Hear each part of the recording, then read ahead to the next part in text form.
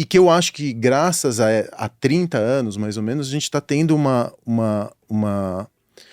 Eu não vou chamar...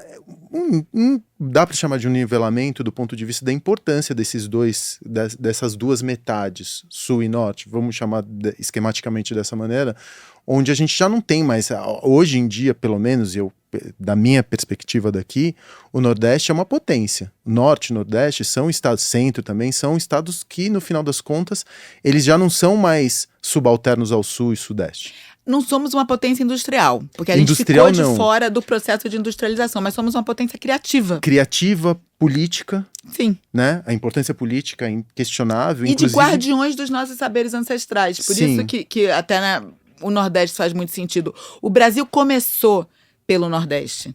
Então é natural quando a gente vai para fora, que as pessoas falam você é brasileiro, eles vendem muito um estereótipo do que é o Nordeste. Mas isso tem, né, um motivo. Foi aqui que você teve... Foi lá no Nordeste que você teve esse encontro entre os primeiros, né, formadores da identidade brasileira, o colonizador, seja ele português ou espanhol, o índio e a quantidade, né, de escravos que vieram da África. Então, o Brasil ele começa a existir como nação no Nordeste. Então, é natural que o brasileiro, eu acho que a pandemia trouxe um pouco esse reconhecimento também de você entrar em paz. Na hora que a gente não pôde viajar, a gente foi conhecer mais o Nordeste. E a gente viu como o Nordeste é muito quem a gente é. Aí eu não estou falando como nordestina só, eu estou falando como identidade do brasileiro. Sim. Então, acho que esse momento na pandemia de olhar para dentro, eu sempre cito a indústria do kitesurf, ela se desenvolveu muito na pandemia, sabe por quê? Porque o brasileiro não podia esquiar. E aí o brasileiro de alta renda, que ama esquiar, como é que eu vou ficar sem meu esporte radical? E aí o que tinha de mais parecido no Brasil, a gente não tem neve. Então o que você tinha de mais parecido no Brasil eram os ventos e o kitesurf, que dava para essa turma que gosta da adrenalina num cenário paradisíaco e tal, ele conseguir praticar, né, o esporte dele. Então, nos fevereiros das pandemias, a gente... dentro do que se permitiu ali, mas você estava ao ar livre, né? Os hotéis, eles continuaram funcionando cheio de restrição, mas você tem um boom na prática. O kitesurf, ele existia no Rio Grande do Norte, no Ceará, só para gringo.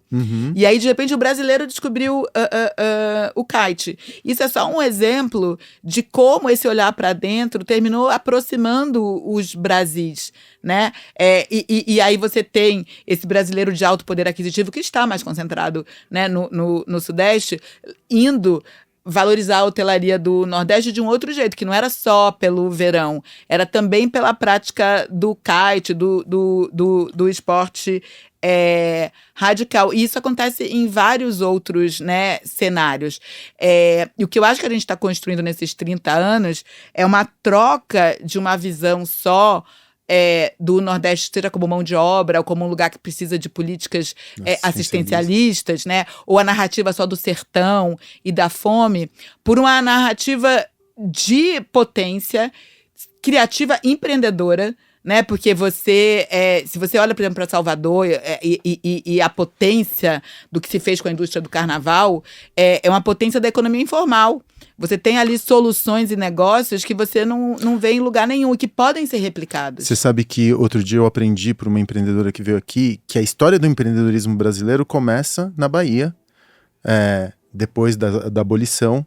As primeiras mulheres que saíram não tinham como trabalhar e a nossa primeira empreendedora matriz mesmo é a baiana do acarajé. Sim. É ali que começa a história do empreendedor. Então, o empreendedorismo brasileiro, ele é preto e ele é feminino.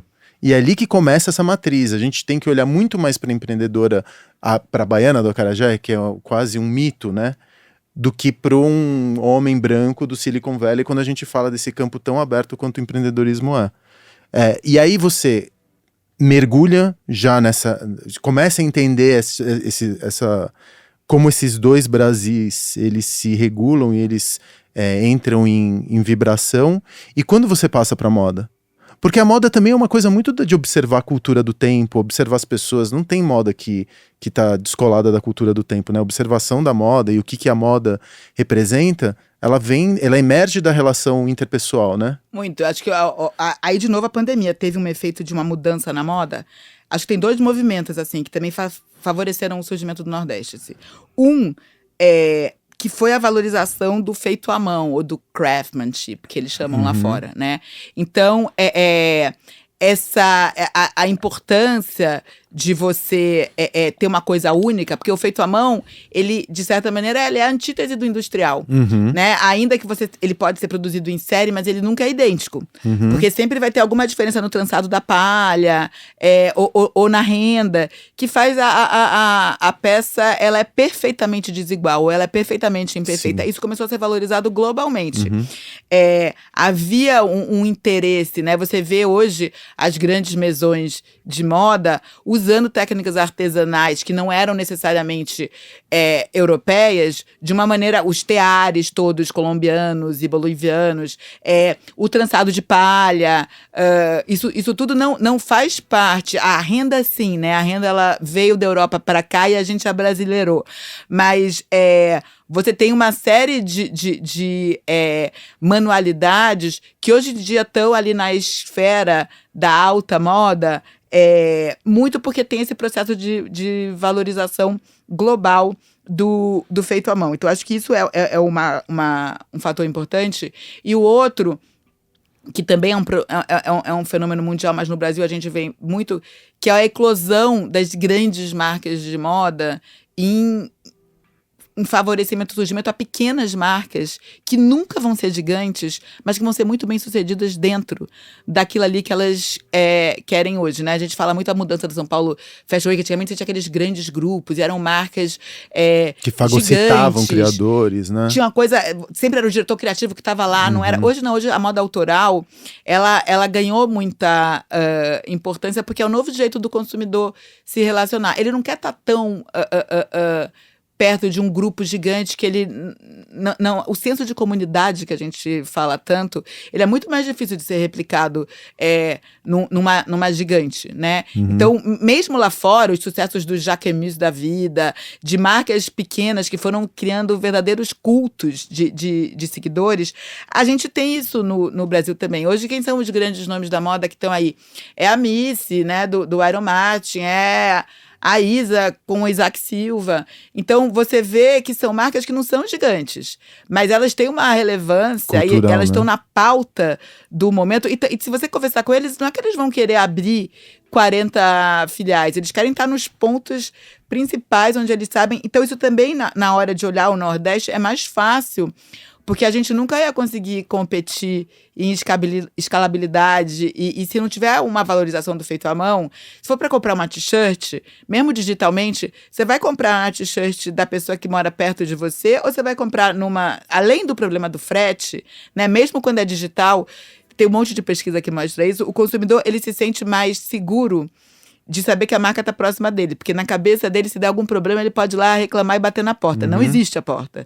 Porque aquela marca, ela é uma nativa digital. Mas ele se sente mais próximo. E aí a confiança de você comprar em alguém que está mais longe, ela é maior. Se eles não tivessem o diferente, se o feito à mão e se o autoral não tivesse sendo valorizado, dificilmente a gente conseguia cumprir. Acho que essa que é uma das missões do Nordeste, por exemplo, de levar fazer com que ela saia, né, da cidade dela e consiga chegar aos grandes centros. Então, a moda entra nesse contexto, dentro desse Brasil olhando para si, mas também se apropriando de dois fenômenos que aconteceram na moda, não necessariamente no Brasil, mas que também favoreceu muito.